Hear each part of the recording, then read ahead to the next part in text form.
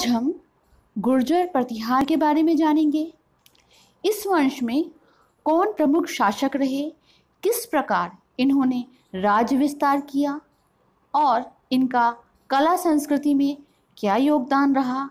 हम मिहिर भोज को जानेंगे, जगह वत्सराज को जानेंगे, जिनके समय पर त्रिपक्षीय जो युद्ध था वो प्रारंभ हुआ था, और ऐसे कई जो प्रतापी शासक रहे हैं गुर्जर प्रतिहार के, इनके बारे में हम जानेंगे। Hello friends, I am Nitya Sharma. Welcome to the Thul academy. आप हमसे जुड़ सकते हैं फेसबुक के माध्यम से, व्हाट्सएप के माध्यम से और टेलीग्राम के माध्यम से, जिसके लिंक आप यहाँ देख पा रहे हैं। तो आइए जानते हैं हम गुर्जर प्रतिहार वंश को। जो पूर्व मध्यकालीन भारत की अगर हम बात करते हैं तो इसमें 3 प्रमुख राजवंश रहे हैं: पाल वंश, प्रतिहार वंश और राष्ट्रकूट राजवंश। पिछले लेक्चर में हमने पाल राजवंश के बारे में विस्तार से जाना था। आज हम जानते हैं गुर्जर प्रतिहार राजवंश के बारे में। तो इस प्रमुख राजवंश जो कि गुर्जर प्रतिहार राजवंश है, इसकी अगर हम बात करते हैं तो जैसा कि आप यहाँ पर मैप में देख पा रहे हैं, जो दक्षिण पश्चिम का क्षेत्र है, राजस्थान और गुजरात का जो क्षेत्र है, यहाँ पर गुर्जर प्रतिहार राजवंश का उदय हुआ था। इस राजवंश ने करीब 8वीं शताब्दी से 10वीं शताब्दी तक शासन किया था।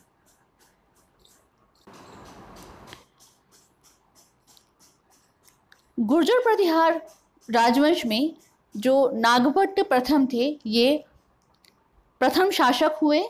इनको गुर्जर प्रतिहार वंश का संस्थापक कहा जाता है। इसे हरिश्चंद्र के नाम से भी जाना जाता है। जो ये शासक थे नागभट्ट प्रथम, इन्होंने अपने शासनकाल में जो प्रतिहारों की स्थिति थी, जो उन्होंने शासन व्यवस्था चलाई थी, उस स्थिति को उन्होंने और सुदृढ़ बनाया। अपनी राजधानी कन्नौज में बनाई, और इसी कन्नौज को लेकर अगर हम बात करते हैं तो युद्ध का जो विषय था ये कन्नौज था, और किस तरह से त्रिपक्षीय जो युद्ध था, द्विपक्षीय से ये त्रिपक्षीय युद्ध हुआ था, इसके बारे में हम जब त्रिपक्षीय युद्ध के बारे में पढ़ेंगे तब विस्तार से जानेंगे। सिंध के अरबों को उन्होंने पराजित किया था, और काठियावाड़ की अगर हम बात करते हैं तो ये गुजरात के पास जो कच्छ का क्षेत्र पड़ता है, यहाँ पड़ता है काठियावाड़। मालवा जो कि मध्य प्रदेश का क्षेत्र है, मालवा, यहाँ पर इन्होंने अधिकार किया। साथ ही गुजरात और राजस्थान के अनेक क्षेत्रों पे इन्होंने अधिकार किया। तो इस प्रकार अगर हम राज्य विस्तार की बात करते हैं तो नागभट्ट प्रथम के द्वारा सिंध के अरबों को पराजित करके काठियावाड़, मालवा, गुजरात और राजस्थान के अनेक क्षेत्रों पर अधिकार कर लिया गया था। इसी तरह जो वत्सराज थे, ये गुर्जर प्रतिहार के चौथे शासक हुए थे। इनके समय पर प्रतिहार राज्य को उन्होंने साम्राज्य में बदलने का प्रयास किया था। एक जो राज्य था, इसको इन्होंने एक साम्राज्य जो कि विस्तारवादी अगर नीति की बात करते हैं उसको फैलाया था। और इसी तरह अगर हम बात करते हैं, जो त्रिपक्षीय युद्ध है वो वत्सराज के समय पर ही प्रारंभ हुआ था। अगर बात की जाए तो जो युद्ध था ये पहले तो द्विपक्षीय था, जो कि सिर्फ पाल और प्रतिहार में चल रहा था। फिर जो एक अन्य वंश था राष्ट्रकूट वंश, वो वत्सराज के शासनकाल में ही इस युद्ध में आया था, और इससे ये युद्ध क्या हो गया था, त्रिपक्षीय युद्ध। इसी तरह तो हम बात करते जो त्रिपक्षीय युद्ध था वो वत्सराज के समय पर शुरू हो गया था। वत्सराज के बाद जो शासन में आया ये था भोज, जो कि 836 से 885 ईस्वी तक करीब 45 वर्षों तक ये शासन में रहे। भोज को अन्य नाम से मिहिर भोज के नाम से भी जाना जाता है। तो जो प्रतिहार साम्राज्य का अगर हम वास्तविक संस्थापक की बात करते हैं, जिसने राज्य को फैलाया और उसको जो अगर हम विस्तारित करने की बात करते हैं तो मिहिर भोज के द्वारा राज्य का विस्तार किया गया, जिसको साम्राज्य बनाया गया। 836 के लगभग मिहिर भोज द्वारा कन्नौज पर कब्जा कर दिया गया और कन्नौज को राजधानी बनाया गया। पाल शासक देवपाल की मृत्यु के बाद, जब हमने पाल वंश के बारे में पढ़ा था तो उसमें हमने ये भी देखा था कि जो व्यवस्था थी देवपाल के बाद से बिगड़ना शुरू हो गई थी। तो पाल शासक देवपाल की मृत्यु के बाद मिहिर भोज ने पूर्व की ओर विस्तार करना शुरू कर दिया था। तो इस प्रकार अगर हम बात करते हैं तो जो पूर्व की तरफ इन्होंने विस्तार किया और जो साम्राज्यवाद की नीति थी उसको अपनाया था। भोज विष्णु का भक्त था और इसने आदि वाराह की उपाधि भी धारण की थी। भोज के समय पर ही अरब यात्रियों के विवरण से हमें पता चलता है कि जो स्थिति थी वहाँ पर गुर्जर प्रतिहार के समय पे जो स्थिति भारत की, ये इनके पास सबसे अच्छी अश्वारोही सेना थी, क्योंकि इस समय पर क्या था, जो मध्य एशिया है और अरब से घोड़ों का आयात होता था। तो इस प्रकार अगर हम देखते हैं तो जो मिहिर भोज था इसने साम्राज्यवाद को बढ़ाया था, अपने राज्य का विस्तार किया था और पूर्व की ओर विस्तार किया था। उज्जैन में भी एक भोज परमार थे, है ना। उन भोज परमार से अंतर रखने के लिए भोज को, जो कि गुर्जर प्रतिहार वंश का रहा, इसको मिहिर भोज के नाम से जाना जाता है। तो हमने अब तक जो शासक रहे हैं वत्सराज और मिहिर भोज के बारे में जाना। आगे हम बात करते हैं महेंद्रपाल प्रथम की। महेंद्रपाल प्रथम की अगर हम बात करते हैं तो ये भोज की मृत्यु के बाद करीब 885 में ये शासक बना। महेंद्रपाल, इसने मगध में और उत्तरी बंगाल को इसने जीता और पूर्व की और जो साम्राज्य विस्तार हुआ था, जो कि मिहिर भोज के समय हुआ था, उसको सुरक्षित रखा था। इसी के शासन के समय पे जो अगर हम बात करते हैं काव्य मीमांसा और कर्पूर मंजरी, जो इसके लेखक रहे हैं राजशेखर, ये महेंद्रपाल प्रथम के समय पे रहे हैं, इनको संरक्षण प्रदान किया। तो इस तरह से अगर हम बात करते हैं साहित्य के संरक्षण की, तो ये महेंद्रपाल द्वारा संरक्षण प्रदान किया गया था।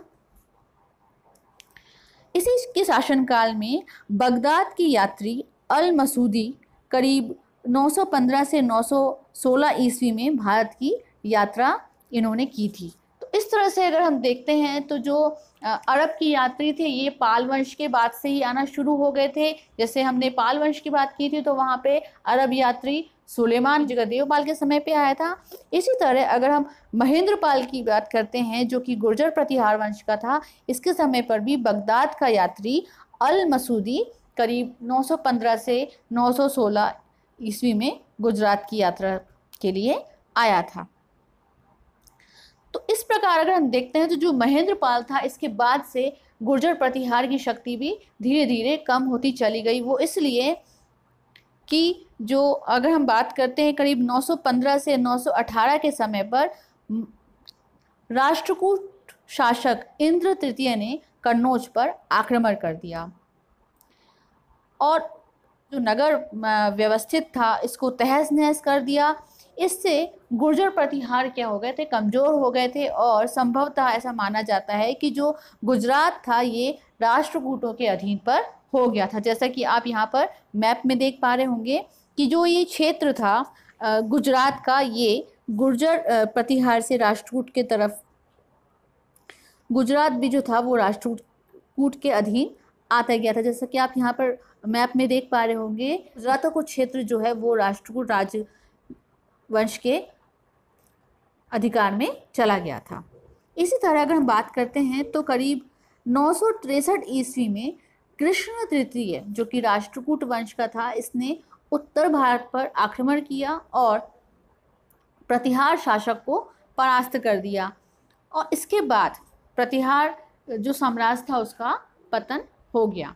तो इस तरह से अगर हम बात करते हैं तो जो जैसा कि आप यहाँ पर मैप में देख पा रहे होंगे, जो राष्ट्रकूट वंश आए, इन्होंने गुर्जर प्रतिहार से कन्नौज अपने अधिकार में ले लिया। उत्तर भाग में जो आप यहाँ पर देख पा रहे होंगे, जो उत्तर का क्षेत्र है, यहाँ पर भी राष्ट्रकूट ने आक्रमण कर दिया और इस तरह से जो गुर्जर प्रतिहार है, इनके साम्राज्य का पतन होना शुरू हो गया, या पतन लगभग पतन हो गया।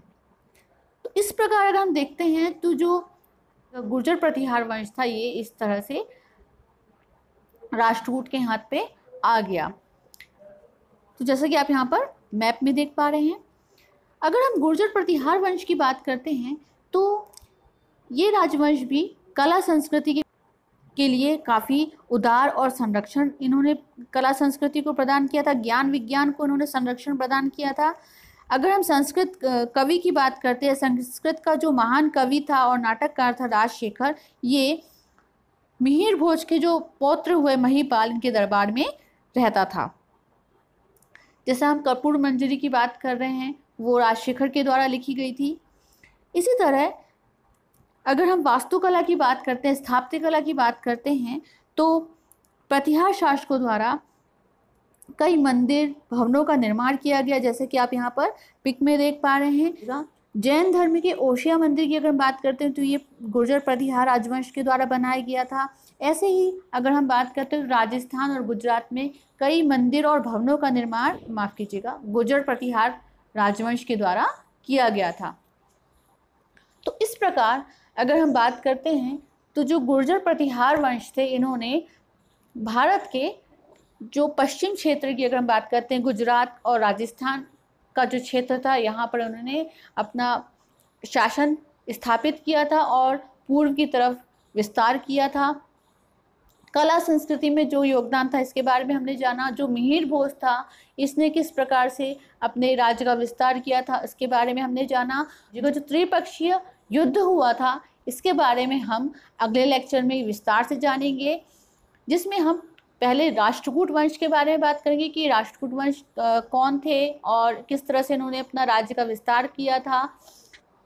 तो ये रहा हमारा आज का लेक्चर, जिसमें हमने आज गुर्जर प्रतिहार वंश के बारे में जाना था। इस वीडियो को देखने के लिए आपका बहुत बहुत धन्यवाद। आपको आगामी परीक्षाओं की बहुत बहुत शुभकामनाएं। अपना ख्याल रखें, अपनों का ख्याल रखें। मिलते हैं हम अगले लेक्चर में। तब तक के लिए जय हिंद, जय भारत।